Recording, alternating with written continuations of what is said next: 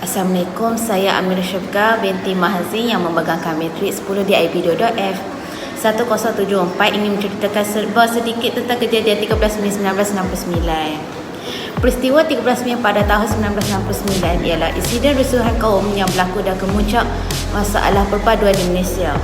Tragedi ini telah merenggut nyawa serta harta benda dan mempunyai kaitan yang rapat dengan pilihan raya umum 10 Mei 1969. Merupakan satu titik hitam dalam sejarah negara Malaysia.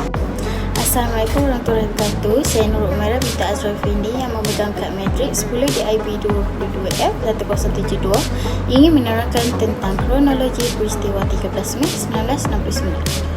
Pra pilihan raya 1969, parti-parti politik gerakan dan DAP telah memainkan isu perkauman dengan lantang. Ia adalah lantaran dari slogan Melayan Wilayah yang diperkenalkan oleh Lee Kuan Yew sebelum Singapura dikeluarkan dari Persekutuan Malaysia pada 1965.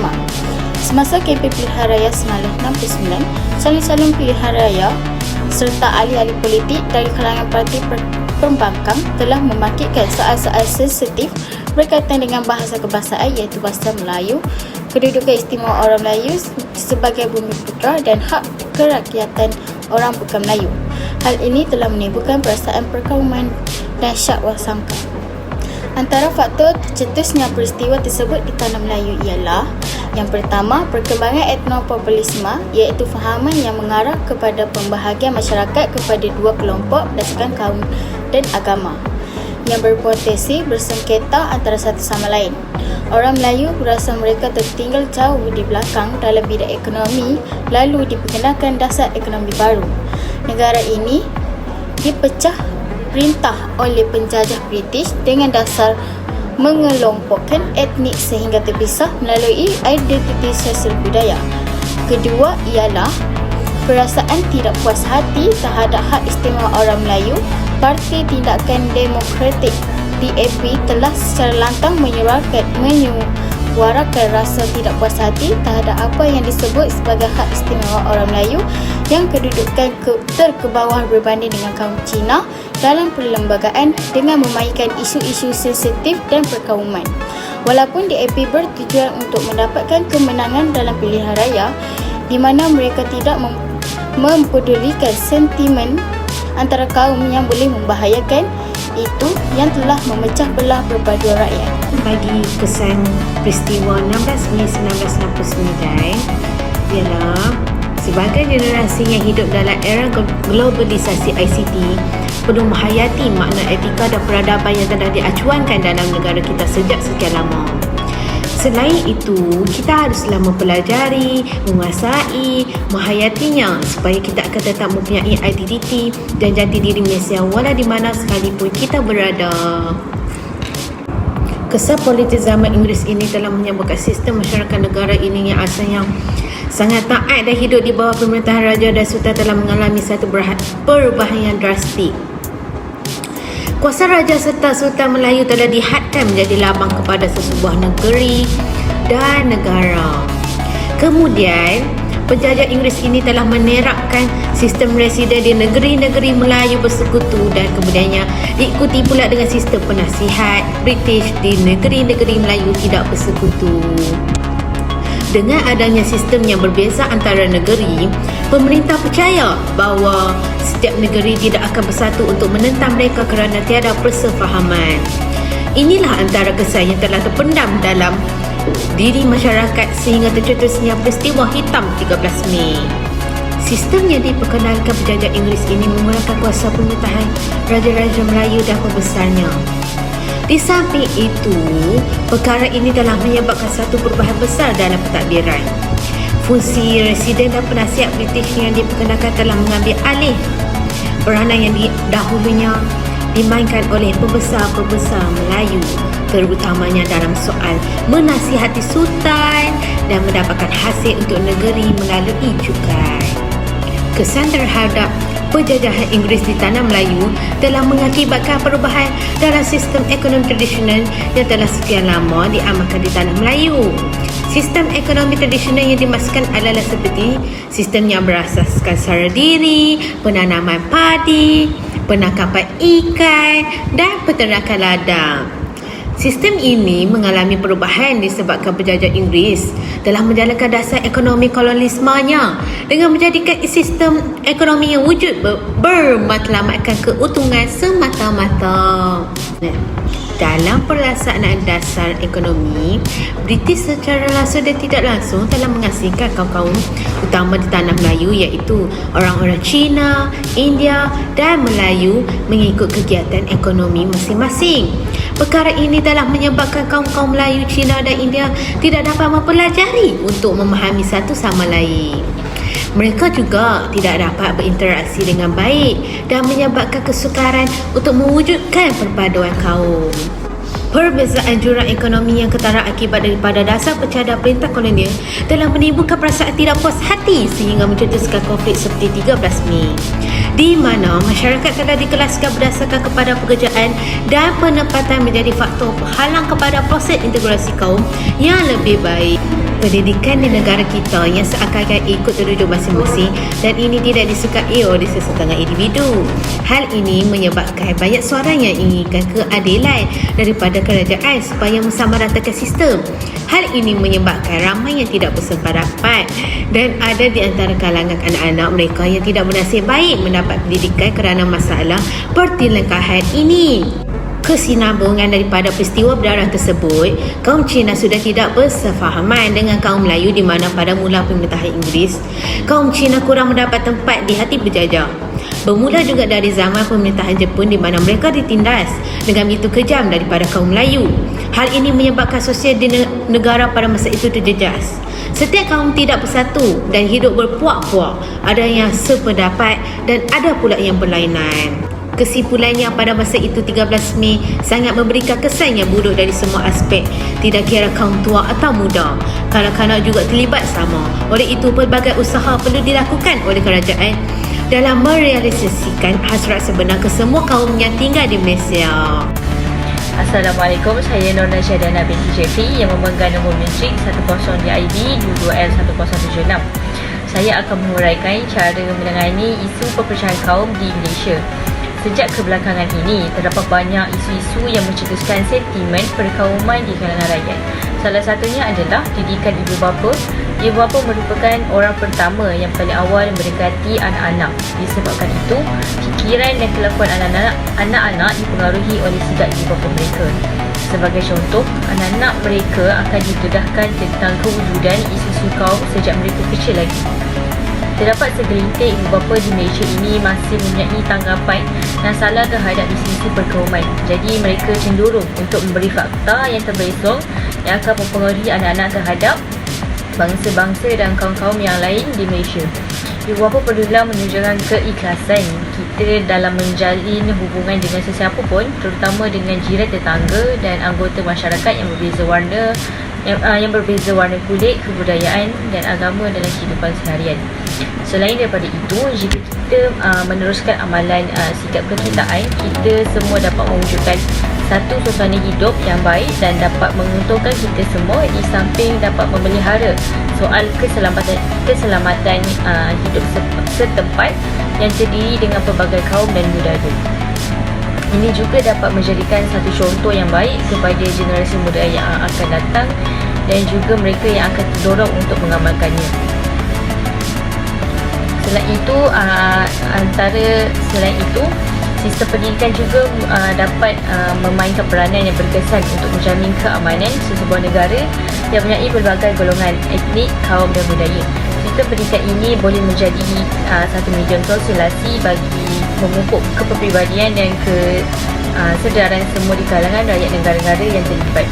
Malaysia juga boleh mencapai perpaduan dalam kesepakatan kaum melalui kurikulum di peringkat sekolah rendah, sekolah menengah maupun pengajian tinggi. Sebagai contoh, aktiviti kurikulum contohnya aktiviti kurikulum seperti aktiviti kesenian, kebudayaan dan juga sukan dapat dilakukan bagi menampakkan hasil yang lebih positif. Tambahan juga, ia juga dapat membantu untuk merapatkan ukhuwah di antara pelajar-pelajar yang berlainan kaum dan bangsa. Aktiviti yang sebegini boleh juga membangkitkan semangat tolong-menolong dan setia kawan serta saling percaya antara satu sama lain di antara pelajar-pelajar dan pelbagai kaum dan budaya yang terlibat. Selain itu, media massa juga merupakan salah satu isu perpecahan perkauman di Malaysia. Media sosial ini ataupun media massa bukan sahaja sumber pencarian atau maklumat utama kita. Ia juga merupakan medium yang membekalkan fakta dan data tertentu. Dalam masa yang sama, setiap manusia di pelosok muka bumi ini menggunakan teknologi yang paling terkini dan canggih, di mana media sosial ini juga merupakan satu perkara yang tidak asing lagi buat masyarakat. Penyebaran fitnah dan juga berita palsu juga semakin berluasa dan menular, terutamanya apabila ia melibatkan sensitiviti perkauman, budaya atau agama. Setiap individu perlulah berfikir dan menyahihkan tentang berita itu terlebih dahulu sebelum menyebarkannya. Setiap individu bertanggungjawab dalam menyampaikan atau berkongsi maklumat, terutama yang menyentuh sensitiviti dan berkemungkinan tidak sahih. Pihak berkuasa wajar untuk mengkuatkuasakan undang-undang kepada pesalah yang mencetuskan isu atau sesuatu yang dapat mencetuskan pertelingkahan antara kaum dan masyarakat. Rantaian berita di aplikasi WhatsApp juga amat membimbangkan kerana kebanyakan masyarakat berandaian berita tersebut sahih dan menyebarkan secara rantaian kepada setiap kumpulan di dalam aplikasi tersebut. Assalamualaikum, saya Farsha Fahana binti Zana, memegang nombor matrik 10 di IB 22F 1084. Saya akan menjelaskan tentang langkah-langkah mengatasi masalah peristiwa 13 Mei 1969. Langkah pertama, pengisytiharaan darurat yang di-Pertuan Agong isytihar darurat ke seluruh negara. Perlembagaan digantung manakala Parlimen ditangguhkan. Yang kedua, perintah berkurung. Kawasan Kampung Baru dipagar dijadikan kawasan perintah berkurung. Orang ramai tidak dibenarkan keluar dari kediaman masing-masing. Yang ketiga, perintah ditapis. Berita daripada pihak media ditapis oleh Jabatan Penerangan bagi memastikan kesahihannya. Yang keempat, mewujudkan pusat perlindungan. Mangsa rusuhan dipindahkan ke pusat perlindungan di Stadium Merdeka dan Tiong Mas Settlement. Penubuhan Mageran, mengawal ketenteraman negara dengan menyelesaikan masalah perpaduan kaum dan ketidakseimbangan ekonomi antara kaum. Yang keenam, gantung akhbar, menggantung akhbar sementara penerbitan semua akhbar sehingga keadaan kembali tenang. Yang terakhir, peranan Raja. Sultan Perak Sultan Idris Iskandar Shah menasihati rakyat agar menjaga keamanan. Jawatan kuasa tentang muhibah dibentuk, menulis surat merayu penduduk agar bertenang. Assalamualaikum, nama saya Amira Sofia binti Karifare, memegang nombor matrik 10 di IB 22F 1078. Terdapat beberapa pengajaran yang dapat diambil daripada peristiwa 13 Mei 1969. Antaranya termasuklah kehilangan nyawa dan harta benda. Peristiwa 13 Mei 1969 ini sebenarnya tak menghasilkan sebarang faedah kepada berlakunya perpecahan dan perbalahan yang telah berlaku di antara kaum Melayu dan kaum Cina, yang mengibatkan kerosakan harta benda yang besar. Malah yang paling malang ialah nyawa yang telah terkorban akibat kejadian seperti yang meninggalkan kesan dan pengajaran yang sangat pahit dan getir kepada saudara mara dan kaum keluarga yang terlibat dalam tragedi 13 Mei 1969. Pengajaran kedua, keuntungan kepada musuh-musuh negara. Peristiwa 13 Mei 1969 ini telah menguntungkan kepada musuh-musuh negara yang sentiasa mengambil kesempatan dan peluang untuk memecah belahkan rakyat dan ingin menakluk Malaysia sebagai talukan dan jajahan negaranya. Pengalaman yang perlu diteladani daripada peristiwa ini ialah keadaan negara yang menjadi tidak aman, huru-hara dan rakyat yang berbilang kaum berpecah belah akibat daripada rasa tidak berpuas hati dengan isu-isu yang sensitif, terutamanya isu perkauman antara kaum dan segala aktiviti masyarakat. Pengajaran yang ketiga, perintah berkurung. Selepas berlakunya peristiwa 13 Mei 1969, kerajaan terpaksa mengeluarkan perintah berkurung yang disebabkan oleh kekacauan dan pecah belah antara kaum. Ini bertujuan untuk mengawal keselamatan rakyat dan mengembalikan kestabilan negara.